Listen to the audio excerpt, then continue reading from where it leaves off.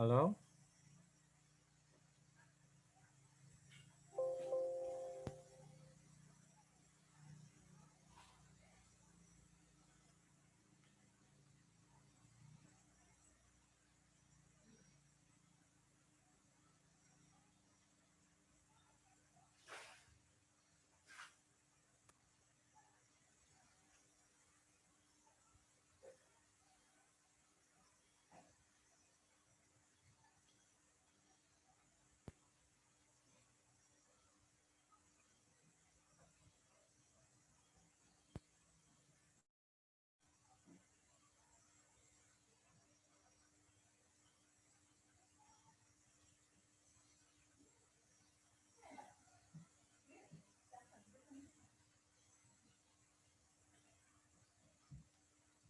Tidak jadi, Kang.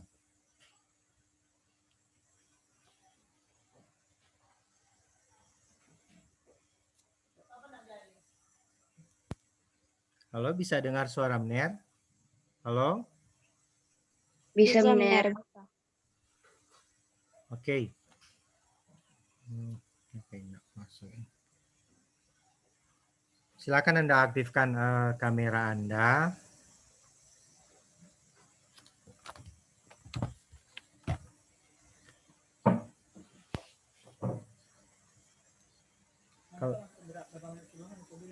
Kalau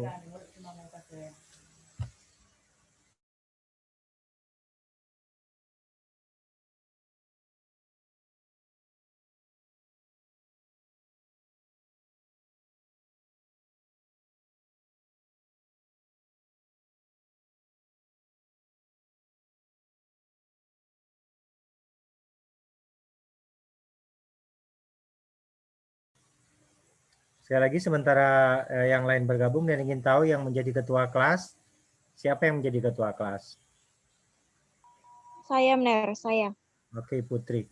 Putri, yang di grup itu ada berapa peserta yang ambil parasitologi? Ini mata kuliah pilihan. Hanya 5 mahasiswa Mner. Berarti hanya 5. Waktu ambil parasitologi berarti ambil peminatan apa dibaca?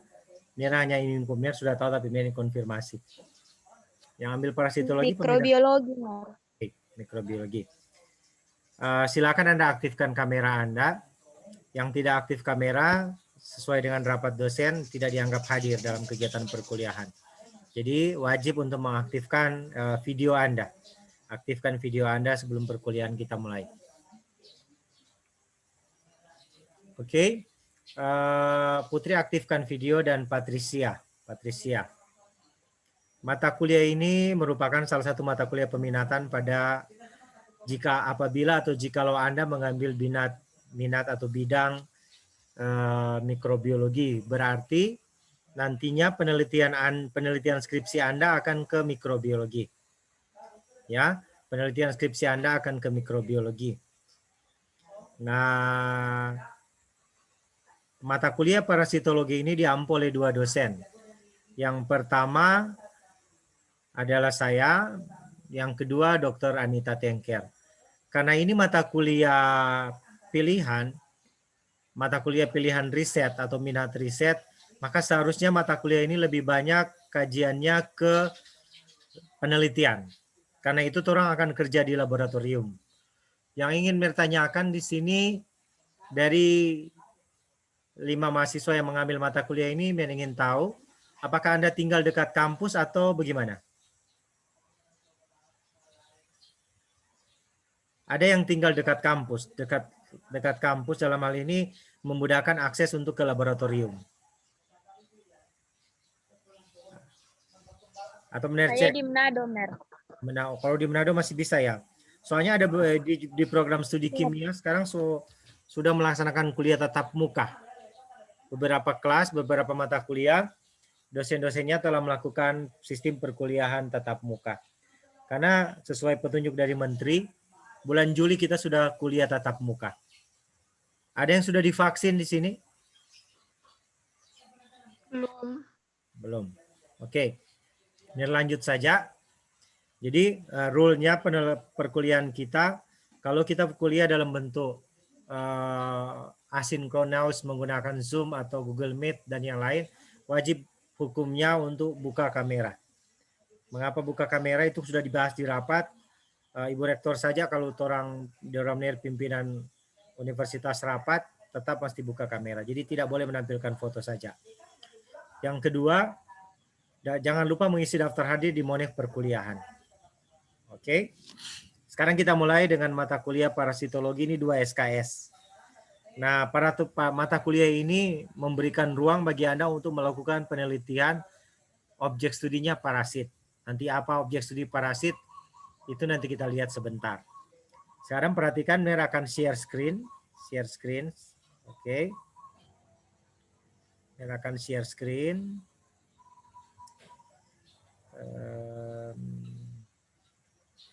Sudah bisa lihat screen yang Mir share?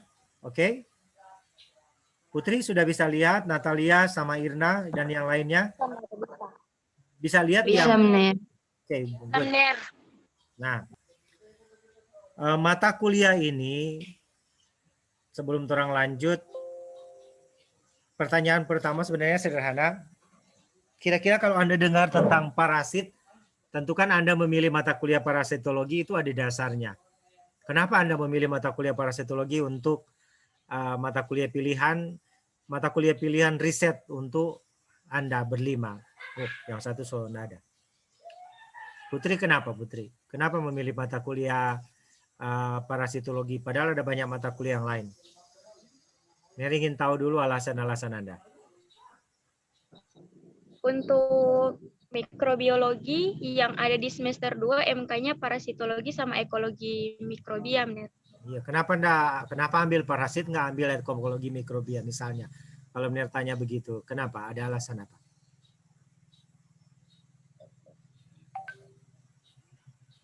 Atau sederhananya mendengar kata parasitologi, apa yang membuat Anda memilih mata kuliah ini? Silakan Putri, Natalia, Irna, dan Jevita. Silakan cepat, waktu kita sempit. Mir hanya menggunakan Zoom 30 menit. Silakan bebas. Anda mahasiswa bukan siswa. Natal, Mner. Kenapa Natal? Karena mau suka lebih tahu itu parasitologi lebih dalam nang Mner gitu. Apa sudah ada benak untuk penelitian ke parasitologi di skripsi nanti? Natal. Nah, apa buka speaker karena orang cuma hanya sampai 5 orang. Nggak masalah. Nah, apa-apa nggak mute kecuali asalkan nggak mengganggu. Kalau Irna bagaimana? Irna? Untuk mempelajari lebih dalam tentang organisme-organisme yang kecil-kecil. Oke, bagus. Jane, bagaimana Jevita? Jevita di mana sekarang? Posisi di mana Jevita? Di Sangir, Ner. Di Sangir besar. Sangirnya di mana? Di Nalum, Ner. Itu berarti suaranya bagus, berarti signalnya bagus. Kalau Jevita kenapa memilih parasitologi? Silakan, jangan takut-takut.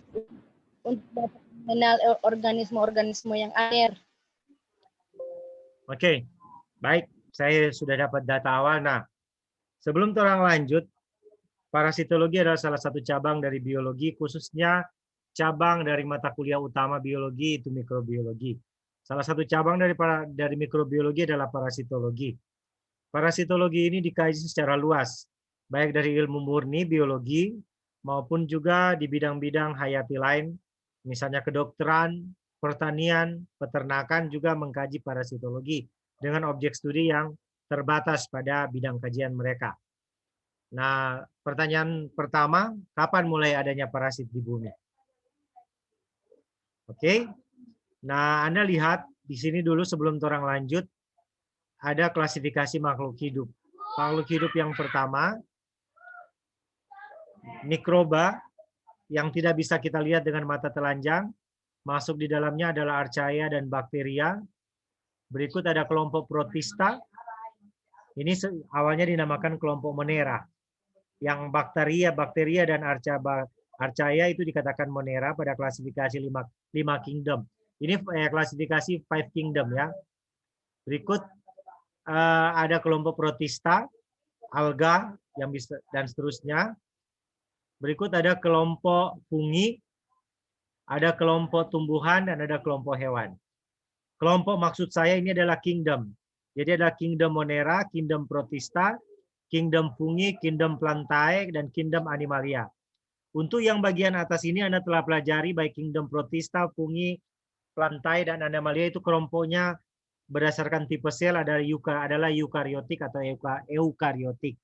Sementara untuk bakteria dan archaea itu adalah kelompok organisme prokariotik di biologi sel. Sudah ada biologi sel sudah lulus. Hello? Sudah kontrak mata kuliah biologi sel? Sudah, Putri? benar, sudah. Oke, berarti sudah kan. Nah, jadi bakteri, nah perhatikan, untuk animalia tingkat rendah, sebagian masuk pada kelompok parasit. Misalnya protozoa dan salah satu fase hidup dari cacing, baik Platyhelminthes, Nemathelminthes maupun Annelida. Itu orang-orang kedokteran menggolongkannya sebagai parasit. Tetapi yang masuk juga parasit di sini adalah pada kelompok yang utama itu bakteria dan archaea. Bahkan parasit obligat yang lagi terkenal pada saat ini adalah virus SARS-CoV-2, virus SARS-CoV-2 yang Anda kenal yang menyebabkan penyakit COVID-19 itu objek studi dari parasit. Jadi parasit itu kalau kita lihat dari perkembangan makhluk hidup, yang pertama ada di planet bumi, kehidupan yang pertama ada adalah dalam wujud virus, bakteria, dan archaea. Sehingga kalau kita mau menjawab pertanyaan ini, kapan mulai adanya parasit di bumi? Sebenarnya pada awalnya kehidupan di bumi sudah ada parasit. Bisa diterima sampai di sini? Oke?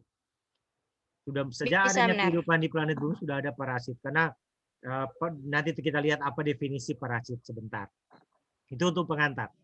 Yang lanjut, nah ini paling terkenal, parasit paling terkenal di planet bumi itu adalah protozoa. Virus juga terkenal. Terutama parasit yang menyebabkan pandemi. Pernah dengar kata pandemi? Pandemi itu penyebaran penyakit yang sangat luas pada suatu benua, suatu daerah atau suatu kawasan yang menyebabkan orang-orang yang terinfeksi itu banyak. Dalam jangka waktu yang cukup panjang. Itu dinamakan pandemi. Nah, beberapa parasit yang sudah menyebabkan pandemi, virus. Kita mesti tugas sebentar. Virus flu dulu itu menyebabkan pandemi pada 100 tahun yang lalu. 100 tahun kemudian, virus SARS-CoV-2 menyebabkan pandemi. Pernah juga ada virus flu burung menyebabkan pandemi, flu Spanyol, dan yang salah satu juga yang terkenal, selain virus yang menyebabkan pandemi adalah protozoa. Protozoa dalam hal ini Plasmodium. Pernah dengar Plasmodium? Jawab, nggak apa-apa, buka saja, unmute saja karena cuma 4 orang tuh. Pernah dengar Plasmodium? Putri, Irna? Enggak benar. Waduh, di SMA nggak pernah belajar Plasmodium. Pernah dengar malaria? Penyakit malaria? Pernah, benar. Oke, penyakit malaria itu disebabkan oleh Plasmodium. Plasmodium ini ditularkan oleh nyamuk. Jadi orang yang kena malaria penyebabnya adalah parasit Plasmodium masuk pada kelompok protozoa, tapi tidak bisa ditularkan secara langsung, harus lewat gigitan nyamuk. Ada juga lewat nyamuk parasit yang terkenal penyebab penyakit demam berdarah. Pernah dengar demam berdarah? DBD. Pernah, benar. Nah, DBD itu disebabkan oleh virus Dengue. Ada 4 varian. Dengue 1, Dengue 2, Dengue 3, dan Dengue 4. Itu juga parasit. Jadi, objek studi parasit Anda sudah pelajari. Pertama, benar bilang virus. Tadi benar saya bilang virus, banyak DP contoh. Flu juga itu, demam berdarah, parasit. Parasitnya adalah virus. COVID-19, parasitnya adalah virus. Malaria, parasitnya adalah protozoa. Sekarang bakteri. Bakteri juga banyak yang menyebabkan parasit. Yang misalnya diare, atau parasit yang bakteri yang menyebabkan Mycobacterium tuberculosis yang menyebabkan TBC, penyakit TBC, atau ada juga bakteri yang menyebabkan penyakit apa selain yang disebutkan tadi? Yang menyerang, pernah dengar penyakit yang disebabkan oleh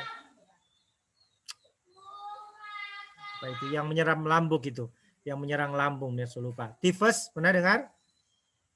Pernah dengar atau pernah dapat penyakit tifus? Pernah ada apa? Ya, ada Salmonella typhi, itu bakteri yang menyerang usus Anda, itu juga parasit. Jadi parasit ini identik dengan kehidupan manusia.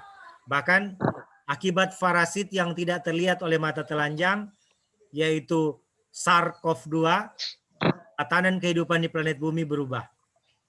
Iya toh? Sejak adanya SARS-CoV-2 yang menyebabkan COVID-19, kehidupan di planet bumi berubah total, mempengaruhi ekonomi, politik, sosial, budaya, dan seterusnya. Nah, oleh karena itu, bagus juga Anda memilih topik parasitologi untuk mata kuliah pilihan Anda. Nah, kenapa ada parasit? Pertama, tidak ada makhluk hidup di planet bumi yang hidup sendiri. Bisa paham sampai sini kan? Anda mengambil biologi berarti Anda harus paham. Karena tidak ada makhluk hidup yang hidup sendiri berarti selalu terjadi interaksi. Di lingkungan di mana ada tinggal, ada hewan piaraan, ada tumbuhan, ada nyamuk, dan sebagainya. Selalu ada interaksi antara makhluk hidup yang satu dengan makhluk hidup yang lain. Interaksi antara makhluk hidup tidak selalu menyebabkan interaksi positif-positif. Ada interaksi positif-negatif, yang satu untung, satu rugi. Ada interaksi positif-positif, dua-dua untung. Ada interaksi yang tidak saling menguntungkan dan tidak saling merugikan. Kalau interaksi parasitisme, yang satu plus, yang satu minus. Bisa terima sampai di sini? Contoh, kalau Anda terinfeksi oleh SARS-CoV-2 untung, dia bisa bermultiplikasi. Virus bukan makhluk hidup, catat ya. Virus bukan makhluk hidup. Virus adalah partikel. Kenapa dia bukan makhluk hidup? Virus tidak memenuhi syarat-syarat makhluk hidup. Dia tidak makan, tidak butuh nutrien, dia tidak bereproduksi. Reproduksi virus di sini adalah replikasi. Replikasi virus tidak sama dengan reproduksi. Bisa terima sampai di sini? Boleh? Bisa, Putri, Patricia, bisa. Sering-sering mencatat ya. Orang Jepang biar DP teknologi so maju tidak pernah melupakan papan tulis dan catatan, pensil, pulpen. Jadi jangan hanya mendengar. Karena kalau Anda kuliahnya mendengar, itu sangat terbatas. Kalau Anda mendengar dan menulis, indera-indera kita dalam belajar terfungsi dengan baik. Jadi tetap menulis. Secanggih apanya teknologi, tetap butuh menulis. Berikut, adanya interaksi parasitik itu karena kebutuhan makanan. Cacing. Misalnya parasit cacing yang ada di usus kita. Dari segi aspek manusia, karena kita yang dirugikan, kita namakan parasit. Tapi coba Anda pikirkan sebagai biolog. Dari aspek biologi, sebenarnya mereka hanya mengapa cacing hidup di perut Anda? Mengapa nyamuk menggigit Anda atau menggigit manusia dan menularkan plasmodium? Coba jawab. Kenapa mereka melakukan demikian? Santai saja, nggak usah tegang-tegang. Kenapa nyamuk menggigit Anda kalau di luar ruangan? Kenapa ada cacing di perut Anda? Dan seterusnya. Silakan. Patricia kenapa? Irna kenapa? Jawab secara bebas saja, tidak perlu. Ini bukan ujian, ini kuliah. Natalia kenapa? Baru bergabung. Kenapa ada cacing di perut Anda? Atau sederhananya kenapa kita digigit nyamuk? Karena nyamuk ya membutuhkan makanan begitu. Good, bagus. Sebenarnya bagi nyamuk dia bukan melakukan aktivitas parasitik. Dia hanya ingin hidup. Sama dengan kita. Kita makan untuk hidup. Misalnya kita memburu hewan sebagai makanan, mengambil ikan sebagai makanan, mungkin bagi ikan kita parasit, bukan parasit, merugikan ikan. Jadi sebenarnya di alam makhluk hidup itu memiliki kebebasan untuk bereproduksi. Tapi karena dia mengganggu aktivitas manusia, maka manusia mengatakan atau menyebabkan sesuatu yang merugikan manusia, maka manusia mengatakan dia parasit. Nah, nanti Mir akan bagikan ini ya. Jadi sampai di sini bisa jelas, bisa ikuti perkuliahan? Bisa? Tolong jawab. Bisa. Oke. Bisa. Next. Nih. Nah, ada beberapa cabang ilmu parasitologi yang Anda akan pelajari nanti. Pertama, protos, yang parasit yang sebenarnya ada satu juga yang Benar lewati. Pertama adalah virus, virologi namanya. Kajian ilmu yang mempelajari virus adalah virologi. Soalnya ada di sini. Nanti Anda tambah. Setelah virus ada bakteri. Bakteri itu bakteriologi. Mengapa virus dan bakteri seringkali dipisahkan dari parasitologi? Karena beberapa ahli berpendapat virus dan bakteri karena tidak bisa dilihat dengan mata telanjang, itu kajiannya mikrobiologi, bukan parasitologi. Padahal sebenarnya parasitologi itu sebenarnya turunan juga dari mikrobiologi sebagai induk dari parasitologi. Oke. Nah, kalau protosologi khusus mempelajari tentang protozoa. Protozoa ini adalah proto awal, zoo ini hewan, logi ilmu. Jadi ilmu yang mempelajari tentang hewan yang awal, bukan hewan yang awal. Hewan yang paling sederhana yaitu protozoa dalam klasifikasi makhluk hidup. Yang kedua, objek studi dari parasitologi juga adalah helmintologi. Helmin ini cacing atau ilmu yang mempelajari tentang cacing. Karena banyak parasit juga dari cacing. Oke. Berikut entomologi. Entomologi adalah cabang ilmu yang mempelajari tentang serangga. Baik protozoa, cacing maupun serangga itu termasuk pada hewan invertebrata atau avertebrata. Hewan invertebrata atau avertebrata. Itu menjadi ilmu-ilmu turunan dari parasit. Tambah di atas sebenarnya mikrobiologi. Sampai di sini bisa?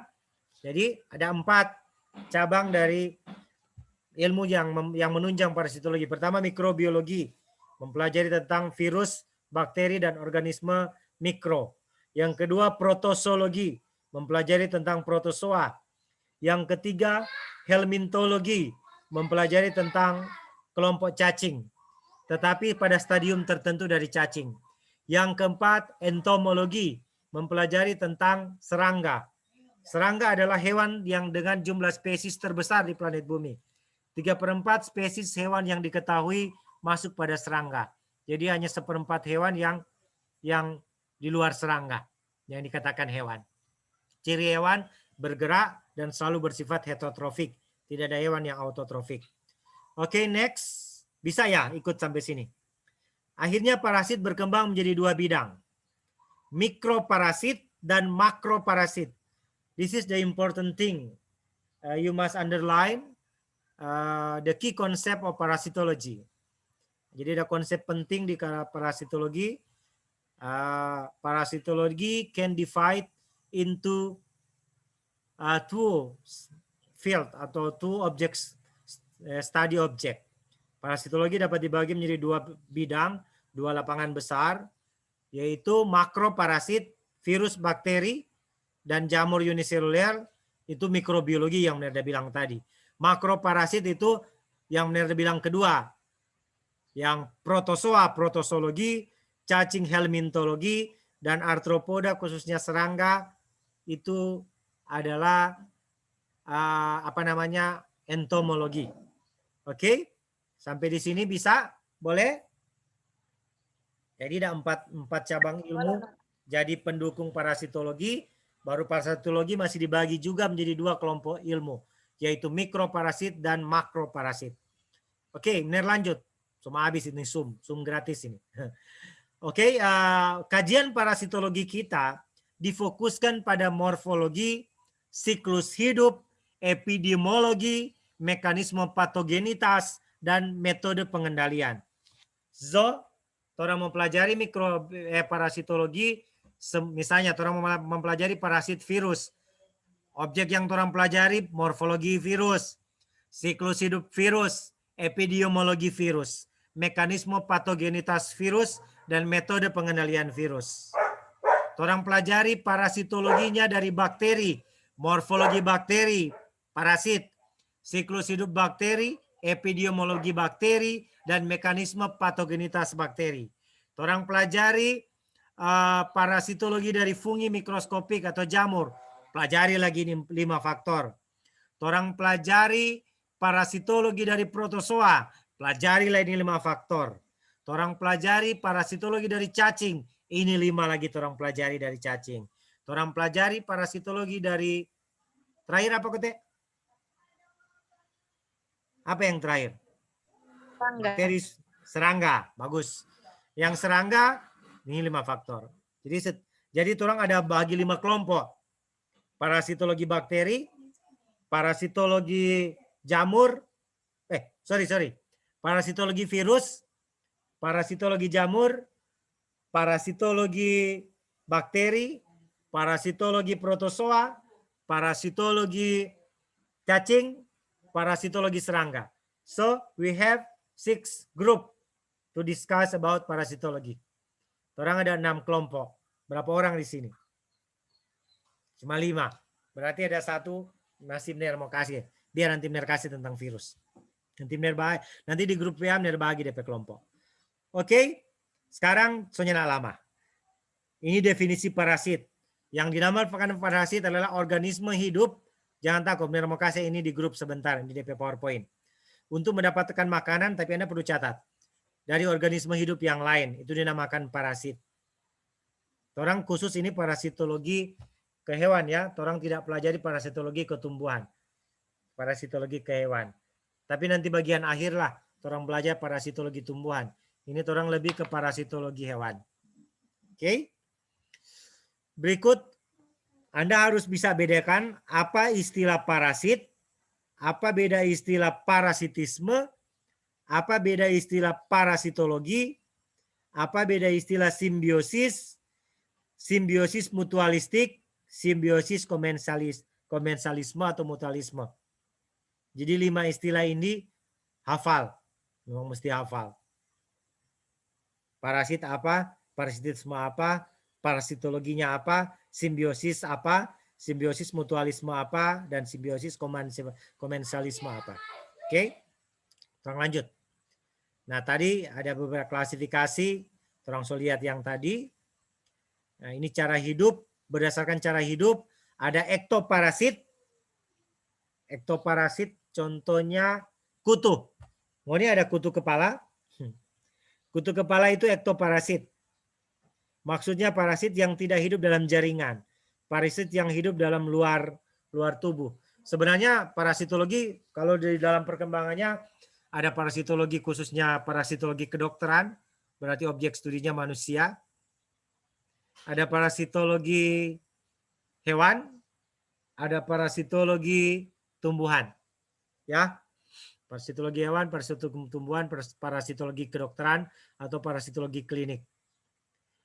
Itu kalau ektoparasit, contohnya kutu. Apalagi yang ektoparasit? Ngoni pernah duduk di kursi kok ngerasa gatal-gatal? Kursi, bukan kursi, sofa. Sofa dari bahan wall. Di situ ada kutu busuk. Kutu busuk benar saya lupa DP nama Latin. Kalau nama Latin dari kutu pediculus. Kalau kutu kepala pediculus humanus capitis. Saya lupa yang nama Latin untuk apa namanya. Itu juga ektoparasit. Yang ada di kursi-kursi sofa ada kutu busuk itu ektoparasit.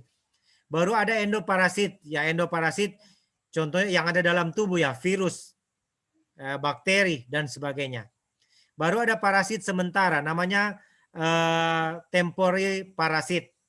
Maksudnya siklus hidupnya sementara bersifat parasit, pada siklus hidup yang lain dia tidak bersifat parasit. Contohnya serangga.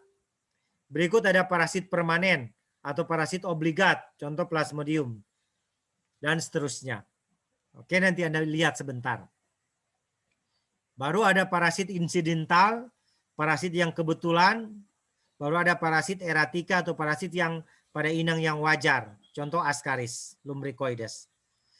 Oke, ini nanti Anda lihat lagi dari perkembangan tugas nanti Bener kasih sebentar itu apa namanya? Tugasnya Bener kasih sebentar. Di Bener akan bikin Google Classroom untuk kontrol karena waktu orang so habis ini nanti tugasnya Anda lihat di Google Classroom yang akan Bener buat sebentar lagi. Nanti Bener kirim di grup itu Google Classroom. Oke, sampai di sini ada pertanyaan. Silakan kalau ada pertanyaan. Waktu semua habis. Ada pertanyaan? Jangan takut-takut bertanya. Kalau benar yang bertanya. Ya, Mer, untuk perkuliahan hanya Mer saja yang mengajar kami. Nah, ada dengan Dokter Nita. Nanti Dokter Nita jam sekarang sementara mengajar perkembangan hewan. Mungkin setelah, karena Mer juga banyak tugas, setelah mid semester akan masuk dengan dokter atau Mener dan biasanya Mener dan dokter tidak bagi mid semester atau semester, kami bagi berdasarkan materi. Nanti saya akan diskusi dengan Dokter Nita materi apa dokter akan kasih dan saya kasih materi apa. Oke? Baik, Mer. Ada lagi? Mer mau tanya lagi soal absen yang mandiri itu yang mahasiswa itu kami isi nama dosen hanya yang mengajar. Seharusnya begitu sih, Mar. Lihat di monitoring don isi dua-dua atau semua. Isi juga semua, nggak apa-apa. Karena tuh absen yang dalam bentuk QR code itu sebenarnya Mener juga yang buat kalau Mener kasih panci Tanor.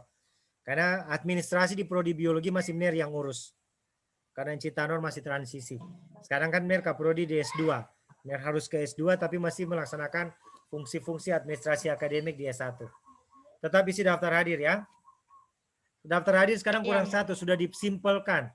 Karena tuh lalu daftar hadir terlalu banyak. Akhirnya habis waktu di daftar hadir. Jadi orang daftar hadir cuma satu. Ada lagi pertanyaan? Silakan. Sama Monef kuliah kan, Mer? Iya, sama dengan Monef. Monef itu kan cuma ketua kelas yang tulis. Sudah? Masih ada? Tidak ada? Materi yang Anda pelajari bisa diterima semua? Jelas? Bisa, Mer. Bisa, jelas. betul. Bisa jelas. Kalau tidak jelas, silakan Anda bertanya. Oke, karena ini baru pengantar. Nanti orang akan ketemu lagi. Ntar, siapa yang bisa ke lab? Patricia Kembuan, tinggal di mana? Languan, Mer. Boleh pergi di lab. Irna Pelealu tinggal di mana? Di Kalawat, Mer. Minut. Boleh pergi di lab. Sudah Mener lagi di minut. Mener di minut sekarang masih. Jadi nanti kita akan atur waktu ke lab. Ketua kelas bikin surat permohonan penggunaan lab sesuai jadwal. Nanti di lab orang kuliah rekam. Tentu yang bisa datang Juvita karena di Sanger. Kalau Natalia di mana? Tempat baru, Mener. Sedikit jauh biar Natalia ikut jauh kuliah. Nanti orang kuliah di lab, orang rekaman begini. Orang pakai media Facebook. Ini ada Facebook semua. Halo? Ada, Mer. Ini benar beliau di Facebook orang berjual-jual. Hah? Iya, Mer. Nah, nanti di lab bawa tripod atau apa, kong sementara praktek rekam. Supaya itu teman-teman yang udah ikut misalnya Juvita yang di Sanger, Natalia yang di Tompaso, kurang lihat siaran langsung. Oke? Tetapi ketua kelas bikin DP surat permohonan. Nanti tiap hari pergi di lab tentunya. Mungkin minggu depan ke lab atau 2 minggu depan nanti benar informasikan. Mau pilih biar mau suruh bawa feces bayi. Tahu itu feces? Woi. Iya, Mer. Kotoran bayi. Bayi bukan orang dewasa. Bayi itu berarti 9 bulan. Oke? Oke? Baik, Mer. Baik, sudah. Nanti kalau nak praktek minggu ini, minggu depan. Orang praktek pertama. Berikut mungkin akan suruh bawa nyamuk. Tahu itu nyamuk? Oh nanti berikut ya, semua habis waktu ini. Nanti biar kasih bagaimana Anda membawa nyamuk ke kampus. Berarti yang mau ke kampus Patricia, Irna, dan Putri. Ner pikir sampai di sini segera isi daftar hadir. Nanti rekaman video kuliah Ner kirim ke grup. Karena Ner ada rekam ini. Oke? Sampai ketemu ketua kelas Putri, tolong isi monef perkuliahan. Sampai ketemu lagi. Baik, Ner. Oke. Makasih, Ner. Selamat Oke, pagi. sekarang Ner live ya. Makasih, Ner. Ya. Sebentar lihat Google Classroom ya, Ner akan kasih tugas.